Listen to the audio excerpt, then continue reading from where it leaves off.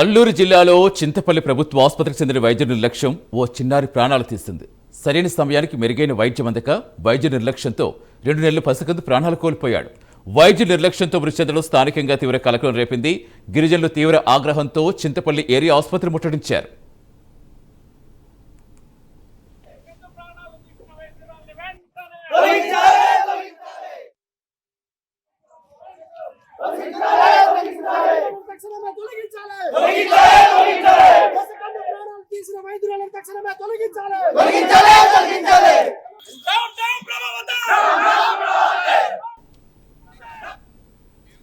అల్లూరు సీతారామరాజు జిల్లా చింతపల్లి మండలం పెదపాడు గ్రామానికి చెందిన రాజేశ్వరి అనే గిరిజన మహిళ 2 నెలల క్రితం మగబిడ్డకు జన్మనిచ్చింది.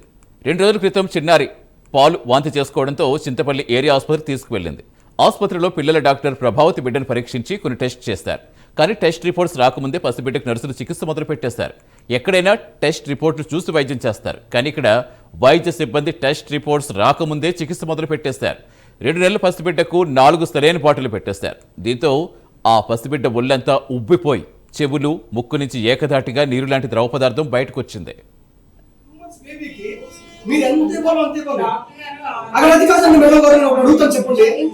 రిపోర్ట్స్ రాకుండానే ట్రీట్మెంట్ ఎలా చెక్ చేస్తారు? 4 సెలైన్ బాటిల్ ఎలా ఇస్తారు?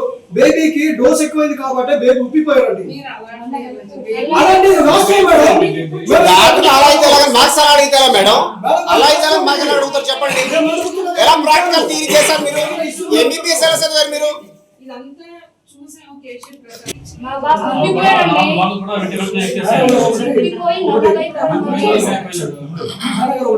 రిపోర్ట్స్ బ్లడ్ టెస్ట్ తీసుకెళ్తారు, రిపోర్ట్స్ రాకుండా నార్మల్ బాటిల్స్ ఎలా ఎందుకంటే మేము హాస్పిటల్ కూడా మేము కూడా వెళ్ళాము.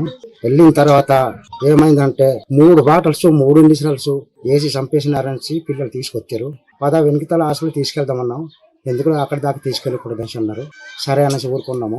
ఆయన మా వాళ్ళు గ్రూప్ పెట్టారు. గ్రూప్ పెట్టిన తర్వాత మా వాళ్ళందరూ వచ్చేసారు. వచ్చిన తర్వాత మాకు అడిగారు, మేము సమాధానం చెప్తున్నాము. అక్కడ పనిచేసే వాళ్ళు కూడా సరిగ్గా చేయలేదు, నర్సు చేయలేదు, డాక్టర్లు చేయలేదు. ఒక పక్క ఇంటి చేస్తున్నారు. ఏమన్నా 3 ఇండిషన్లు 4 బాటిల్ చిన్న పిల్లోడికి ఎక్కిస్తారా? భరించగలడాడు. మా పసిపిల్లోడు చనిపోయాడు కాబట్టి చనిపోయిన వాడు మళ్ళీ తిరిగి రాడు కాబట్టి ఇంకో పసిపిల్లలకి ఎలాంటి ప్రాణం పోకూడదని కోరుకుంటున్నామండి. ఎందుకంటే ఏ గ్రామంలో కూడా మెడికల్ క్యాంప్ లేదండి. అల్లూరు జిల్లాలో అలానే ప్రతి ఒక్క గ్రామంలో మెడికల్ క్యాంప్ పక్కా ఉండాలండి. ఎందుకంటే పసిపిల్లల ప్రాణాన్ని ఇంకా పోకూడదని కోరుకుంటున్నాం. ఈ జనరేషన్ ఎలా పోతున్నాయి కాబట్టి నెక్స్ట్ జనరేషన్ కూడా పోకుండా చూసుకోవాలని కోరుకుంటున్నానండి. గవర్నమెంట్ హాస్పిటల్ ప్రభుత్వం ఉందని మేము గవర్నమెంట్ హాస్పిటల్కి వెళ్తున్నాం. వాళ్ళే మాకు ఇంత అన్యాయం చేస్తే ఇంక మేము ఎక్కడికి వెళ్ళాలండి? న్యాయం వచ్చేదాకా పోరాడుతూనే ఉంటాం బాబు కోసం. ఎంతో జాగ్రత్తగా గమనించవలసిన వైద్య సిబ్బంది నిర్లక్ష్యం వహించడంతో పసిబిడ్డ పరిస్థితి మరింతగా విషమించింది. తన బిడ్డను వేరే ఆసుపత్రికి తీసుకుపోతామని బిడ్డ తల్లిదండ్రులు ఎన్నిసార్లు చెప్పినా నిర్లక్ష్యం వ్యవహరించారని బిడ్డ పేరెంట్స్ ఆరోపిస్తున్నారు. చివరికి పరిస్థితి చేదాటిపోయాక గ్రహించిన వైద్య సిబ్బంది ఆ బిడ్డ నర్సీపట్నం ఆసుపత్రి తీసుకువెళ్లాలని ఉచిత సలహా ఇచ్చి అంబులెన్స్లో నర్సీపట్నం పంపించేశారు. ఇంకా నర్సీపట్నం చేరుకోకముందే ఆ పసిబిడ్డ ప్రాణాలు గాల్లో కలిసిపోయాయి. కేవలం వైద్య సిబ్బంది నిర్లక్ష్యంతోటే తన బిడ్డ చనిపోయాడని ఆ తల్లి కన్నీరు మున్నీరయ్యారు.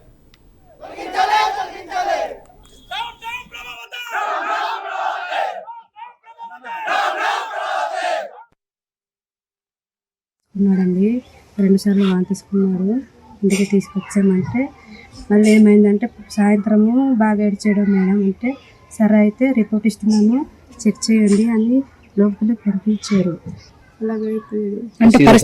పరిస్థితి దారుణంగా అయిపోయింది. మా బాబు పరిస్థితి అంత దారుణంగా అయిపోయింది. ఎంతో అప్పుడు డాక్టర్ వచ్చారు, చూసారునా చెస్ట్ ఇలా నొక్కుతున్నారు. డోసెస్ కూడా వేసారు, ఏదేదో డోసెస్ పంపించి ఏమైందమ్మా అని అడిగింది. అడిగితే మా బాబు పొద్దున్న వాంతిసుకున్నాడండి, 2 సార్లు వాంతిసుకున్నాడు. ఇంటికి తీసుకొచ్చామంటే మళ్ళీ ఏమైందంటే సాయంత్రము బాగా ఏడ్చాడు మేడం అంటే సరే అయితే రిపోర్ట్ ఇస్తున్నాము చెక్ చేయండి అని లోపల పంపించారు.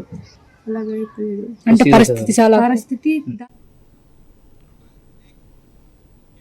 ఈ సంఘటనపై గిరిజనులు తీవ్ర ఆగ్రహంతో చింతపల్లి ఏరియా ఆసుపత్రి ముట్టడించారు. నిర్లక్ష్యం వ్యవహరించిన డాక్టర్ ప్రభావతి ఇతర వైద్య సిబ్బందిపై తక్షణమే చర్యలు తీసుకోవాలంటూ ఆసుపత్రి బయట ధర్నా చేపట్టారు. గిరిజనులు ఆసుపత్రిని ముట్టడి చేస్తారని సమాచారం అందుకున్న పోలీసులు ఆసుపత్రి వద్ద బందోబస్తు ఏర్పాటు చేశారు. డాక్టర్ ప్రభావతిని తక్షణం సస్పెండ్ చేయాలని డిమాండ్ చేశారు.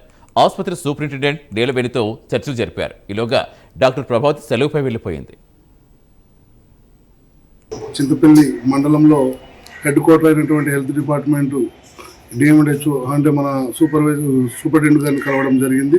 మొన్న జరిగినటువంటి బాలుని మృతి పట్ల మరి వైద్యులు తీసుకున్నటువంటి నిర్లక్ష్యం వల్లే చిన్నపిల్లడు చనిపోవడం అనేది జరిగింది. వైద్య నిపుణులు ఉన్నప్పటికీ కూడా మా ప్రాణాలు పోతుండడం చాలా బాధాకరం.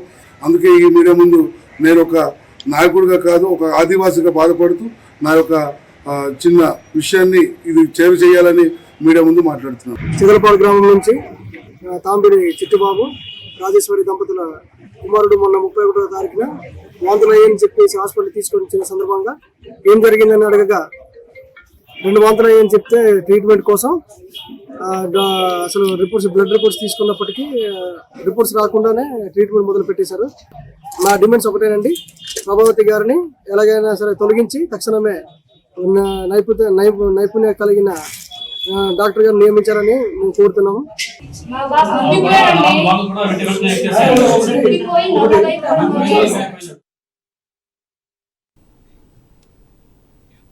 ఇలాంటి సంఘటనలు పునరావృతం కాకుండా చూసుకుంటామన్నారు డీసీహెచ్ఓ డాక్టర్ నీలవేణి.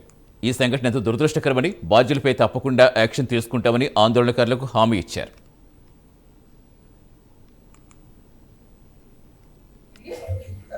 అలాగే ఏఎస్ఆర్ జిల్లా డీసీహెచ్ఓ మాట్లాడుతున్నాను.